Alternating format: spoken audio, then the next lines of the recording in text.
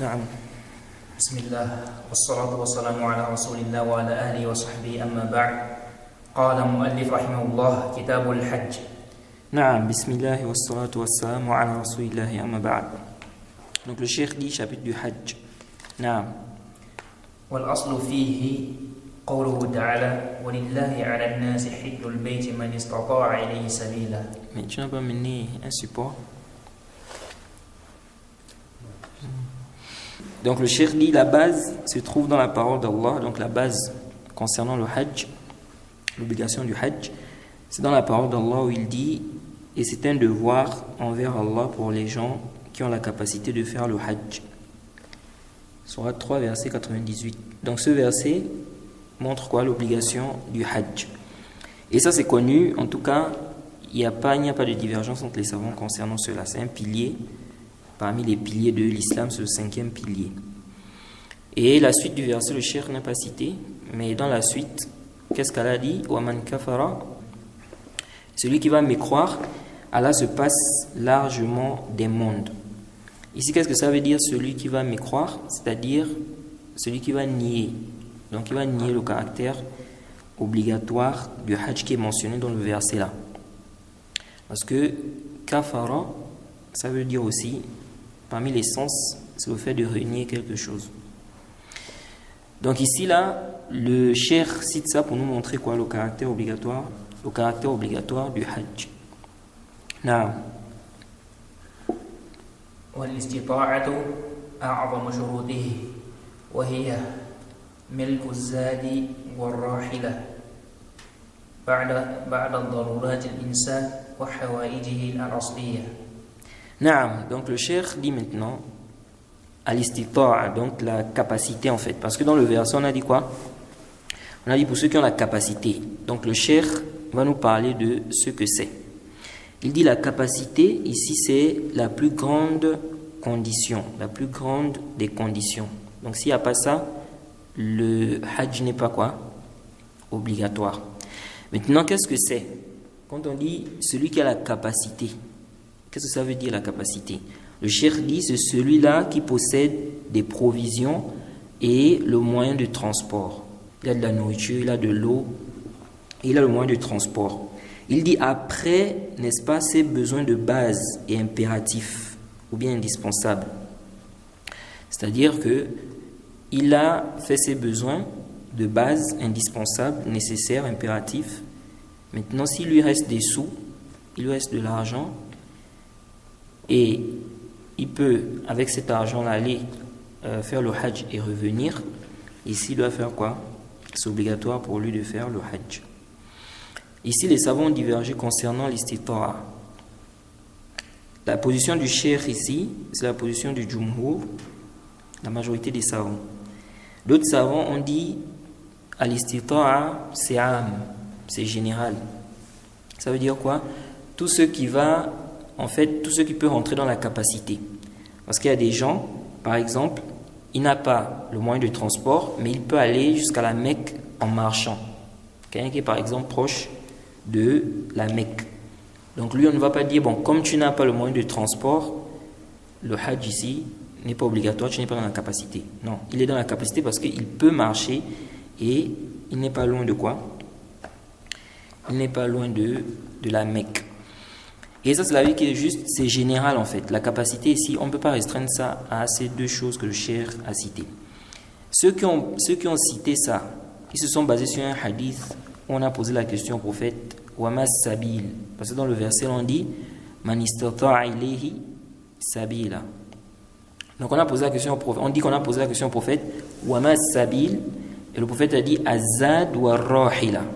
Dans ce hadith-là. C'est rapporté par Daraqutni Tirmizi, mais c'est da'if. C'est da'if, comme a expliqué le Cheikh Al-Albani.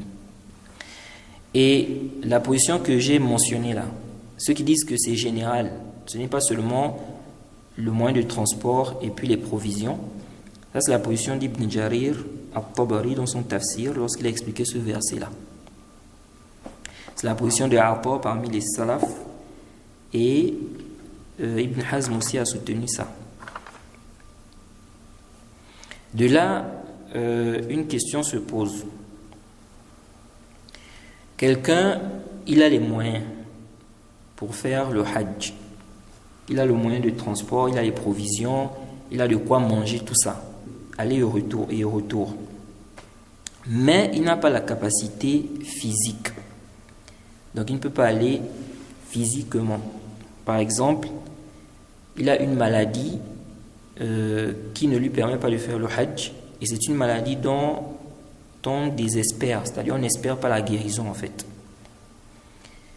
Quel est donc son hukm? Est-ce que le hajj est toujours obligatoire sur lui?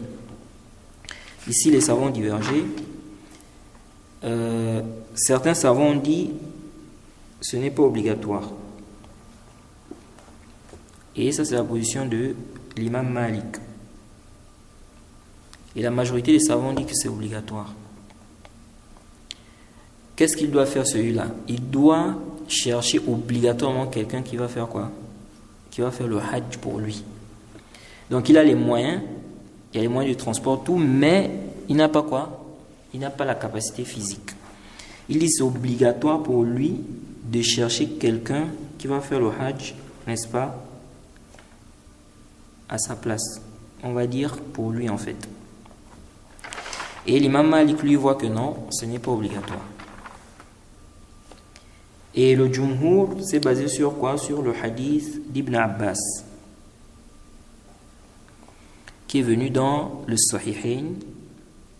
Une femme a posé la question au prophète, elle a dit Ya Rasulallah, inna faridatallahi ala ibadihi fil hajj adrakat abi shaykhan kabiran wa la yathbutu ala ar-rahila afa ahujju anhu faqala na'am. Ça c'est dans le Sahih Al-Bukhari. La femme a demandé au prophète, elle a dit au prophète, l'obligation du hajj a trouvé mon père, n'est-ce pas, vieux. Il ne peut pas tenir sur, n'est-ce pas, une monture. Est-ce que je peux faire le hajj pour lui? Le prophète a dit oui. Ça c'est le dalil du Jumhur que celui-là qui a l'incapacité physique, il doit chercher obligatoirement quelqu'un qui va aller faire le hajj pour lui. Et l'imam Malik voit que ce n'est pas un argument qui prouve ça parce que dans le hadith, on n'a pas la preuve que c'est obligatoire que la personne cherche quelqu'un pour aller faire le hajj pour lui. Mais plutôt, on voit ici qu'elle a juste demandé au prophète, est-ce que je peux faire le hajj pour lui? Jayd. Et le Jumhur a répondu à ça en disant que non. Ici, elle a bien dit que l'obligation du hajj est sur son père. Et le prophète a approuvé ça. Il ne lui a pas dit non. Comme il n'a pas la capacité, ce n'est pas obligatoire sur lui. Et dans la version du Muslim, elle a dit que le hajj est obligatoire sur lui. Donc le Jumhur, ici, ils ont dit, le prophète a approuvé. Quand elle a dit que c'est obligatoire sur son père, le prophète n'a pas dit non, ce n'est pas obligatoire sur lui puisqu'il n'a pas quoi? La capacité. Donc il dit ça montre que c'est obligatoire sur lui. Et maintenant comme c'est obligatoire sur lui et que lui-même ne peut pas, il fait quoi? Obligatoirement il doit déléguer quelqu'un pour faire quoi? Pour faire cela pour lui. Et ils ont dit donc, ici ça montre qu'il faut le faire. Ça c'est le cas de celui qui fait quoi? Celui qui a par exemple, qui est dans l'incapacité. Parce qu'ici, là, son père, quelqu'un peut se demander comment ça, il ne peut pas tenir sur la monture, les chameaux. Ici, là, parce que monter sur un chameau, ce n'est pas facile. Jaïd. Il faut avoir quand même une certaine force et il faut pouvoir tenir, en fait. Il se peut que le chameau monte dans certains endroits où il y a des cailloux, des trucs comme ça. Donc, elle a fait comprendre que son père ne peut pas tenir, en fait. Et ici, aujourd'hui, on a quoi? On a des moyens tels que quoi? Il y a les avions, il y a des bateaux, etc., etc. Donc, le cas là, celui qui a les moyens, mais physiquement, il ne peut pas aller, ok? Il doit faire quoi? Il doit déléguer quelqu'un pour le faire. Ça, c'est le cas de celui qui a une maladie, par exemple, où on n'espère pas la guérison. Ou bien, on n'espère pas qu'il puisse avoir la capacité. Maintenant, on a le cas de celui qui est malade Ok? Mais c'est une maladie où on espère qu'il va guérir après. Donc il aura la capacité après. Est-ce que lui aussi, il a le droit de donner quoi? De chercher quelqu'un qui va faire le hajj pour lui? Lui, il n'a pas le droit. Il y a une divergence, mais sahih, il n'a pas le droit. Il n'y a pas un dalil qui justifie ça. Ici, on a dit, celui-là, la yathbutu ala rahila. Celui dont on espère qu'il va guérir de sa maladie, ou bien, comment on appelle ça? Il aura la capacité, lui n'a pas le droit de faire ça. Donc il patiente, quand il aura la capacité, il va aller faire quoi? Il va aller faire le hajj. Le cas aussi de l'aveugle ou celui qui est sur une chaise roulante. Celui qui est sur une chaise roulante ou bien l'aveugle, ceux-là, s'ils peuvent trouver des gens qui vont les aider, n'est-ce pas? Donc à faire le hajj, qui vont les accompagner et tout ça, c'est ce qu'ils doivent faire. Jaïd. Donc ils le font eux-mêmes. Ils ne vont pas donner de l'argent à quelqu'un pour faire ça pour eux. Mais si il n'y a personne qui peut les aider, à ce moment-là, ils cherchent des gens qui vont faire ça pour eux. Jaïd. Naam. وحديث جابر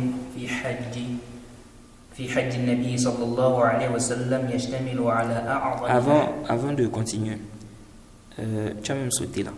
Mais avant ça, concernant la capacité, il y a aussi une mas'ala ici, et les gens posent souvent beaucoup la question par rapport à ça. Celui qui a des dettes, quelqu'un il est endetté, est-ce que le hajj est obligatoire sur lui? Est-ce que lui, là, on va dire, bien que il a beaucoup, peut-être il a emprunté peut-être, je ne sais pas moi, 2 millions, 1 million, je ne sais pas combien, ça peut lui permettre de faire le hajj. Est-ce qu'on va dire ici que le hajj est obligatoire sur lui, sachant qu'il est endetté? Ici, il y a un tafsil. Si le créancier là, lui, il réclame son argent avant le hajj, il dit tu dois me remettre mon argent avant le hajj. À ce moment-là, on dit quoi? Il doit remettre d'abord l'argent là. Donc, il fait dévancer ça sur le hajj. Jaïd. C'est-à-dire, si par exemple, lui, en remettant l'argent, il n'aura plus ce qui lui permet de faire le hajj, lui là, le hajj n'est pas obligatoire sur lui. Et il doit remettre l'argent là, il ne doit pas faire le hajj. Mais si, par exemple, le créancier lui dit, tu peux me remettre l'argent après le hajj, 6 mois après le hajj, 5 mois après le hajj, et qu'il sait qu'il pourra rembourser. Donc s'il utilise l'argent là, il sait qu'il pourra rembourser. Ici là, le hajj est obligatoire sur lui. Le hajj est obligatoire sur lui. Et dans ce cas-là, ce n'est pas une condition qu'il demande la permission. Parce qu'il y en a qui pensent qu'il faut demander d'abord la permission au créancier là. Est-ce que tu me permets de faire le hajj et tout ça? Non. Du moment où il t'a dit que lui il a besoin de son argent après le hajj, ça peut être 6 mois après ou 5 mois ou plus, ou 1 mois même après, si tu sais que tu auras les capacités de rembourser à ce moment-là, ici on dit quoi? Le hajj est obligatoire sur toi. Tu ne dois pas dire non, je dois quelqu'un. Jaïd. Non, ça c'est concernant, n'est-ce pas, la dette, parce que beaucoup de gens souvent posent la question par rapport à ça. Oui, tu peux emprunter de l'argent pour faire le hajj, à condition que tu saches quoi, que tu vas rembourser ça. Jaïd. C'est-à-dire que tu sais que si par exemple, voilà, tu as, je sais pas moi, tu travailles ou bien tu as une entrée d'argent, après le hajj tu pourras rembourser, ça, n'y a pas de problème. Non. De même aussi, les gens qui donnent l'argent aux parents pour faire le hajj là, alors qu'eux-mêmes ils n'ont pas encore fait quoi? Le hajj. Quelqu'un il a les capacités de faire le hajj, il a les moyens, il a tout, mais il prend et donne ça à son père ou bien à sa mère. Non, tu n'as pas le droit de faire ça, parce que une fois que tu as les capacités, ça devient obligatoire sur toi et non sur ton père et ta mère. Donc pour eux ce n'est pas obligatoire, mais pour toi c'est obligatoire. Donc tu n'as pas le droit de délaisser ce qui est obligatoire et tu vas donner ça aux parents dont le hajj n'est pas quoi? Obligatoire sur eux. Il y a beaucoup de gens qui font ça, surtout en Afrique. Ils pensent que non, comme on a dit, il faut l'obéissance aux parents, il faut faire du bien aux parents. Donc ils se disent en fait que voilà, il faut aider les parents à faire quoi? Le hajj. Oui, il faut aider les parents à faire le hajj, mais il faut d'abord faire l'obligation. L'obligation est sur toi d'abord, ce n'est pas sur tes parents parce qu'ils n'ont pas les moyens. Naam. Celui qui donne l'argent est occupé par le travail, il n'a pas occupé par le travail, donne l'argent à son parent, il part le Hajj. Je n'ai pas compris. Celui qui donne l'argent à son parent pour le Hajj, c'est parce qu'il est occupé par le travail. Ah bon? Il est occupé par le travail? L'obligation, tu dois faire l'obligation. C'est comme la prière. Tu ne vas pas dire non, moi, je suis occupé par le travail, je laisse la prière de côté. Non. Du moment où tu as les capacités, tu te dois d'aller faire le Hajj. Tu ne peux pas dire non, le travail, je suis occupé. Non, parce que là, ça devient obligatoire sur toi. Donc, tu ne peux pas laisser, n'est-ce pas, cette obligation pour dire que tu t'occupes de quoi? Du travail. À moins que la personne soit dans un cas où la personne a besoin de l'argent, là, ça y est, là où elle travaille, là, elle a besoin de cet argent-là pour s'occuper de quoi? Des choses indispensables, comme le cheikh a dit ici, là. C'est-à-dire, par exemple, quelqu'un loue et la personne travaille. La personne a de l'argent pour faire le Hajj. Mais, si elle va faire le Hajj, elle ne pourra pas, par exemple, payer la maison. Les enfants, la femme, on va mettre les gens dehors. On va mettre ses enfants et sa femme dehors. Donc à ce moment-là, on dit, dans ce cas-là, il n'est pas dans ce qui rentre dans la capacité. Il n'a pas la capacité. C'est pourquoi le cheikh a dit ici quoi? Il a dit « Ba'da darurat al-insan wa hawaijihi al-asliya » Jaïd. Naam. ومن الاستطاعة أن يكون للمرأة محرم إذا احتاج لسفر. Naam. Donc le cheikh dit ici, parmi donc ceux qui rentrent dans la capacité, lorsqu'on a dit ici, celui qui a la capacité, donc c'est un devoir envers Allah, n'est-ce pas, pour les gens qui ont la capacité de faire le Hajj. Le cheikh dit parmi donc ceux qui rentrent dans la capacité, le fait que la femme ait un mahram. Si elle veut faire quoi? Si elle veut voyager pour faire le Hajj. Donc, ça veut dire quoi? Ça veut dire que rentre dans la capacité, n'est-ce pas, le fait d'avoir quoi? Le fait d'avoir le mahram pour la femme. Donc, si elle n'a pas de mahram, elle n'est pas dans quoi? Elle n'a pas la capacité. Jaïd. Et par conséquent, le Hajj n'est pas obligatoire sur elle. Parce qu'il y a des sœurs aussi, c'est-à-dire qu'elle va vraiment elle va se casser la tête à cause de quoi? À cause de ça. Alors que elle n'est pas dans les gens, c'est-à-dire tu ne fais pas partie de ceux dont le Hajj est obligatoire sur eux en fait. Jaïd. Parce que tu n'as pas la capacité, il n'y a pas le mahram. Donc le cheikh dit donc parmi ceux qui rentrent dans la capacité, on a quoi? Le fait que la femme ait un mahram lorsqu'elle va voyager. Alors ça, c'est connu.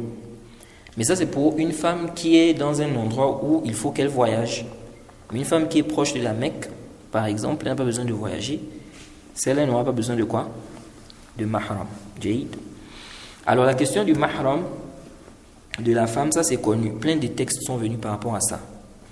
On a le hadith du Sahih al-Bukhari, le hadith numéro 3006, où le prophète Mohammed sallallahu alayhi wa sallam a dit La yakhluwanna rajulun bimra'atin illa wa ma'aha mahram. فقام رجل فقال يا رسول الله اكتتبت في غزوة كذا وكذا وخرجت امرأتي حاجة فقال النبي صلى الله عليه وسلم اذهب فحج مع امرأتك. Ce hadith, c'est un hadith qui est très important dans le chapitre, ou bien quand on parle du mahram. Le prophète dit qu'un homme ne s'isole pas avec une femme, Jaïd, et que la femme ne voyage pas, sauf si elle a avec elle un mahram. Le mahram, c'est qui? D'abord, on avait expliqué ça. Son mari et... Oui, mais une définition générale. Celui qui interdit le mari. À vie. Il faut bien préciser ça, à vie. L'homme que la femme ne peut pas épouser à vie. Ça veut dire que un homme qu'elle ne peut pas épouser momentanément, il ne rentre pas dedans. Par exemple, le mari de sa sœur, Jaïd, le mari de sa sœur, c'est pas son mahram. Parce que si sa sœur divorce, cet homme-là peut l'épouser. Donc, c'est des gens comme son frère, son oncle, Jaïd, son père. Et là-dedans aussi, il y a le mari. Ok, le mari, comme c'est venu dans des hadiths aussi, le mari prend aussi la place là. Ok? Alors, les savants ne sont pas unanimes par rapport à cette condition que le cheikh a mentionnée ici. Jaïd. Ici dans le hadith, avant de parler de ce point-là, dans le hadith, le prophète dit que l'homme ne s'isole pas avec la femme ne doit pas voyager aussi, sauf si elle a quoi? Un mahram. L'isolement, c'est le fait que l'homme et la femme se retrouvent seuls. Si l'homme et la femme sont accompagnés d'une troisième personne, comme certains savants ont dit, il n'y a plus quoi? L'isolement. Jaïd, et c'est ce qui est sahih. Un homme, une femme, une autre femme, on ne dit plus qu'ils sont isolés. Ou bien un homme, une femme et un homme, on ne dit plus qu'ils sont quoi? Isolés. Donc l'isolement, il faut qu'il soit à deux. C'est pourquoi le prophète dit ici, la yakhluwanna rajulun bimra'atin. Donc ça veut dire que s'ils sont à 3 déjà, c'est bon. 4 aussi, c'est bon. Mais s'ils ne sont qu'à 2, Jaïd, il faut quoi? Il faut le mahram. Jaïd. Alors ici, là, certains savants ont dit que ce n'est pas une condition en fait. La femme peut voyager, faire le hajj, même si elle n'a pas un mahram, il suffit qu'elle soit avec quoi? Avec des femmes dignes de confiance, ou bien des hommes dignes de confiance. Jaïd. Tout d'abord ici, là, quand on a dit l'homme ne doit pas s'isoler avec la femme, sauf avec un mahram. Est-ce que les vieilles rentrent dedans? Les vieilles rentrent dedans. Jaïd, c'est général. On ne doit pas dire si c'est une vieille femme, tu peux t'isoler avec elle. Non. Il y a des gens, malgré qu'elle est vieille, il y a des gens, ils sont le shaitan. Hein.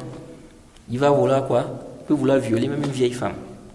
Jaïd, il peut vouloir violer même une vieille femme. D'autres, il peut chercher à, entre griffes, draguer, peut-être parce qu'elle est riche. Jaïd. Donc, l'islam a fermé cette porte-là. On ne doit pas dire non, parce que c'est une vieille, donc c'est bon. De même aussi pour le voyage. On ne doit pas dire non, si elle est vieille, elle peut voyager sans quoi? Sans mahram. Parce que non, c'est une vieille, bon, les hommes ne vont pas être attirés par elle et tout ça, non. Il y a des gens qui peuvent, n'est-ce pas, qui peuvent chercher à faire des perversités, même avec des vieilles femmes. Ça, c'est un. Deuxièmement, la sagesse. Qui nous a dit que la sagesse concernant le mahram, c'est seulement pour que la femme ne soit pas violée ou bien qu'elle ne soit pas, comment on appelle ça, draguée, des trucs comme ça. Il se peut aussi qu'il y a le cas où on a besoin que la femme soit quoi? Protégée. Parce qu'il y a des gens qui peuvent quoi? La braquer, voler son argent, son sac. Une vieille femme, on vole son sac et tout ça. Donc, elle a besoin de quoi? Elle a besoin d'un mahram. Et lorsqu'on ne maîtrise pas la sagesse et qu'on n'a pas un dalil clair, on ne peut pas venir dire que non, c'est ça la sagesse, et puis, à partir de là, annuler un hukm. Dire que non, c'est pas obligatoire, parce que c'est ça la sagesse. Donc, je reviens donc à la question, est-ce que c'est une condition pour le hajj de la femme? As-sahih, c'est une condition. C'est une condition pour que ça soit obligatoire. Si la femme n'a pas de mahram, le hajj n'est pas obligatoire pour elle. Jaïd. Certains savants ont dit ce n'est pas obligatoire, il suffit qu'elle soit avec quoi? Comme j'ai dit, des femmes dignes de confiance ou bien des hommes dignes de confiance. Et ils se sont basés sur quoi pour dire ça? Ils se sont basés sur le fait que non, ils disent la sagesse dans le mahram c'est pour protéger la femme et tout, donc par conséquent si elle est avec des hommes dignes de confiance, n'est-ce pas, il n'y a pas de problème, bien des femmes, sachant que les femmes, la femme même si elle est avec des gens dignes de confiance, elle peut avoir besoin d'un homme pour l'aider, parce que la femme est faible en général, soulever le sac, n'est-ce pas, il se peut que voilà, il y a des difficultés à tel ou tel endroit, on a besoin d'un homme. Ce qui est sahih, sans aucun doute, c'est que la femme doit voyager avec le mahram, même si elle est avec des femmes dignes de confiance ou bien des hommes qui sont dignes de confiance. Ce qui prouve ça, la preuve, c'est le hadith qu'on a cité là. Dans ce hadith, le prophète a dit l'homme ne doit pas s'isoler avec une femme et la femme ne doit pas voyager, n'est-ce pas? Sauf si quoi? Sauf si elle a avec elle un mahram. Dans le hadith, on dit faqama rajulun. Un homme s'est levé. Donc quand il a écouté ça du prophète, il sait quoi? Il s'est levé. Qu'est-ce qu'il a dit? Il s'est levé, il a dit Ya Rasulallahi, iktutibtu fi ghazwati kaza wa kaza. Il a dit, je me suis inscrit, n'est-ce pas? Donc je vais participer à tel combat, tel djihad. C'est-à-dire qu'il a dit au prophète, en fait qu'il va participer au djihad. Il a déjà mentionné son nom, il s'est déjà inscrit pour ça. Et il dit, ma femme est sortie pour faire le hajj. Et le prophète a dit, va faire le hajj avec ta femme. L'aspect argumentatif ici, c'est quoi? C'est que dans ce hadith, lorsque le compagnon l'a dit au prophète, Inni iktutibtu fi ghazwati kaza wa kaza, on comprend quoi? Le zahir de ce hadith, c'est qu'ils sont en période de quoi? De guerre. C'est qu'ils sont en période de guerre. Jaïd. Donc lui, il informe, il dit au prophète que moi je me suis inscrit, je vais aller au combat dans tel combat. Mais ma femme est sortie pour faire le hajj. Donc elle n'est pas partie avec un mahram. C'est pourquoi il a mentionné ça, quand il a écouté le hadith du prophète. Le zahir, c'est quoi? C'est qu'ils sont en période de guerre ici. Et on ne peut pas concevoir qu'en période de guerre, il va laisser sa femme voyager comme ça, là, aller faire le hajj seule. Forcément, elle va aller avec des gens. Jaïd, forcément, elle va aller avec. Parce que c'est une période où quoi? C'est une période de guerre. Une période de guerre comme ça, il va laisser sa femme voyager, aller faire le hajj. Il n'y a personne avec elle. Donc forcément, il y avait des gens avec elle. Et aussi, forcément, il y a des compagnons qui vont faire quoi? Le hajj. Elle ne va pas aller faire le hajj seule. Donc forcément, à cette période-là, il y a des femmes, forcément, qui vont faire le hajj. Il y a des hommes qui vont faire le hajj. Mais malgré ça, le prophète dit quoi? Il dit, va faire le hajj avec ta femme. Et est-ce qu'on va dire que ceux qui vont faire le hajj pendant cette période-là, c'était des gens qui ne sont pas dignes de confiance? Tout ce monde-là. Donc ça montre quoi? Ça montre que lorsqu'ils disent que si elle part avec des femmes dignes de confiance, des hommes dignes de confiance, c'est bon, ça ne tient pas. Parce que cette femme-là, on ne peut pas concevoir qu'elle va aller faire le hajj seule. Il n'y a personne avec elle parmi les gens dignes de confiance. Jaïd. Le zahir, c'est pas ça. Ensuite, ils se sont basés aussi sur un récit. Ceux qui ont dit que la femme peut partir, même si elle n'a pas de mahram. Ils se sont basés sur ce qui vient dans le Sahih al-Bukhari, que Omar a envoyé les femmes, Omar a permis aux femmes du prophète de faire le hajj. Il a envoyé qui? Othman et Abdurrahman ibn Auf avec elle. Donc pour faire le hajj. Donc, ils ont pris ça comme dalil pour dire quoi? Que voilà les femmes du prophète qui ont fait le hajj sans mahram. Mais ça aussi, c'est un argumentaire qui n'est pas sahih. Certains gens de science ont dit les femmes du prophète peuvent voyager sans mahram. Pourquoi?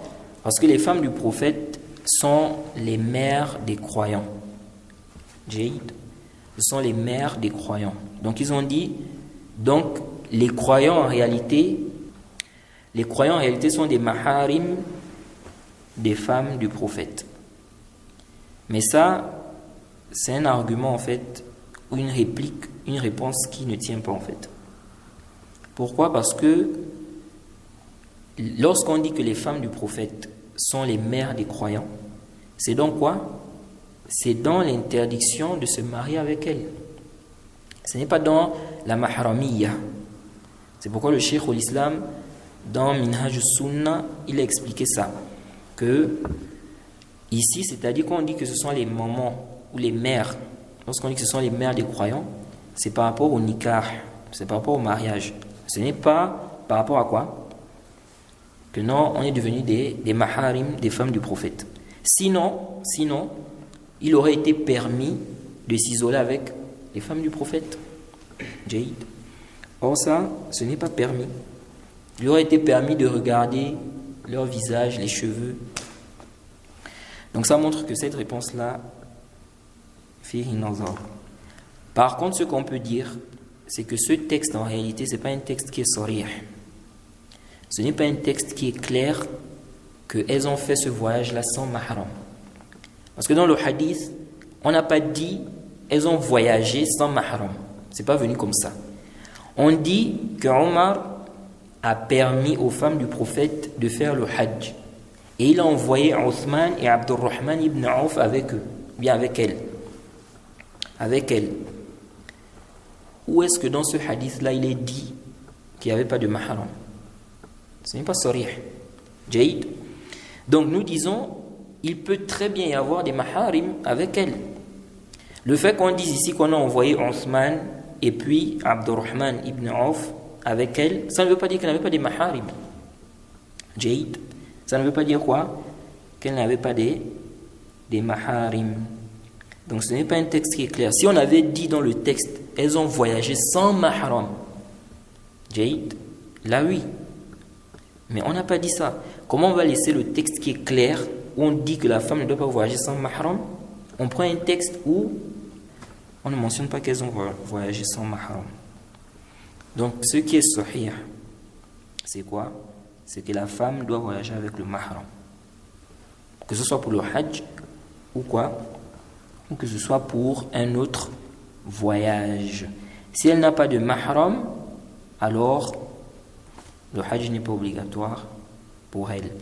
De même, si la femme a trouvé le mahram, elle a les moyens, elle a les capacités pour faire le hajj, elle a trouvé le mahram, son mari n'a pas le droit de lui interdire d'aller faire quoi? Le hajj. Jaïd. Il n'a pas le droit de lui interdire. Et ici, là, s'il lui interdit, elle n'a pas le droit d'obéir. Et ça, c'est désobéir à Allah pour obéir à la créature. Alors que la ta'ata li makhlouq fi ma'siyati al-khaliq. Donc une femme qui a le mahram, elle a la capacité de faire le hajj, elle doit faire le hajj. Même si son mari lui dit ne fait pas, elle n'a pas le droit d'obéir. Non. C'est bon? En disant, les femmes en Afrique, quand elles trouvent de l'argent, elles se disent qu'elles n'ont pas l'argent pour payer son passeport et pour le mahram. Elles préfèrent vider vers l'argument des autres qui pensent qu'on peut voyager dans un groupe. Il y a les sœurs, il y a les filles, il y a les hommes. Mais ce n'est pas un problème de passion, c'est un problème de dalil. Tu vois? Déjà, si elle n'a pas les moyens pour s'occuper, parce qu'il y a des savants qui ont dit, les savants demandent, quand on dit ici que la femme, il faut qu'elle ait le mahram. Ok, il faut qu'elle ait le mahram. Le mahram, là, il va voyager avec elle. Qui va payer les comment on appelle ça, les frais, tout ça là, la nourriture, tout ça. Les savants disent que c'est la femme. Jaïd. C'est la femme qui va payer ça. Bon, maintenant, si elle n'a pas, le hajj n'est pas obligatoire. Jaïd. Elle n'a pas les moyens pour payer, c'est-à-dire pour s'occuper du mahram quand ils vont voyager. Ça veut dire que c'est pas, le hajj n'est pas obligatoire, elle n'est pas dans la capacité. Donc elle ne peut pas ici dire non, à ce moment-là, moi je vais quand même aller faire le hajj sans mahram. Parce qu'elle est comme un péché. Tu vas faire le hajj. Le hajj, on veut quoi? On veut que tu fasses un hajj qui est mabrour. Parce que le hajj, il y a des mérites, il y a beaucoup de mérites. Ça efface les péchés. Quand toi maintenant tu décides de faire un hajj, est-ce que le hajj qui est mabrour, c'est ce genre de hajj? Tu vas faire le hajj sans mahram? Ça, c'est pas un hajj qui est mabrour. Jaïd. Un hajj sans mahram, tu es dans la désobéissance. Tu dois aller avec le mahram. Jaïd. Donc, les femmes qui font ça, et beaucoup de femmes, surtout en Afrique, comme tu as dit là, elles voyagent sans mahram. Elles viennent faire le hajj. Sans mahram. Le hajj là n'est pas mabrour. Tu es en train de désobéir à ton Seigneur. نعم. وحديث جابر في حج النبي صلى الله عليه وسلم يشتمل على أعظم أحكام الحج وهو ما رواه مسلم عن جابر بن عبد الله رضي الله عنهما. Non, je crois qu'on va s'arrêter là d'abord parce que sinon on va pas prendre le livre du Cheikh Obeid là. Non, donc le prochain dars, on va revenir sur le hadith de Jabir. Là, le Cheikh va citer le hadith de Jabir qui explique comment le prophète a fait le hajj dans les détails. Non.